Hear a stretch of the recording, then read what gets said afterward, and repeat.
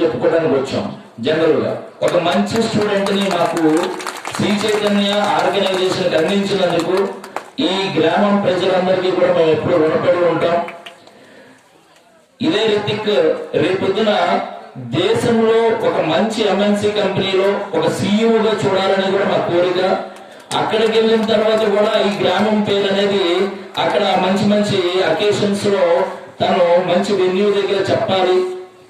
దీంట్లో ఈ రితిక్ ని గ్రామంలో ఉన్న ప్రజలు, అదేవిధంగా కొంతమంది స్టూడెంట్స్ ఉంటారు.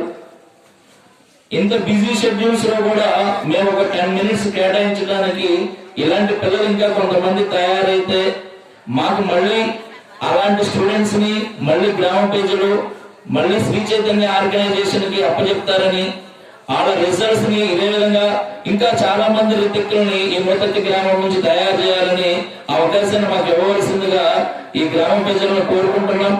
అదేవిధంగా మనకి నిర్మలా మేడం గారు, అదేవిధంగా పుష్పరాజ్ సార్, వీరు సొసైటీలో మంచి డాక్టర్స్ గా వాళ్ళు చేసే ప్రొఫెషన్ అనేది సర్వీస్ ఓరియంటెడ్.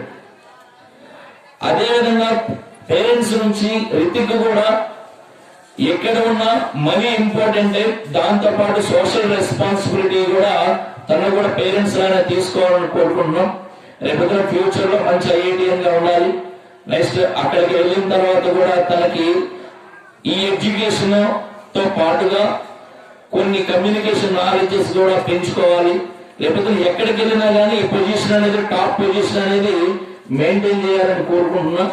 అటు ఇంజనీరింగ్ స్ట్రీమ్ లో ఐఐటి కాలేజీల్లో కూడా ఇంటర్నేషనల్ సెమినార్స్ లో కూడా మళ్ళీ అదే రితిక్ ని మళ్ళీ మనం చూడబోతున్నాం ఫ్యూచర్ లో. థ్యాంక్ యూ సో మచ్ అండి. All the best.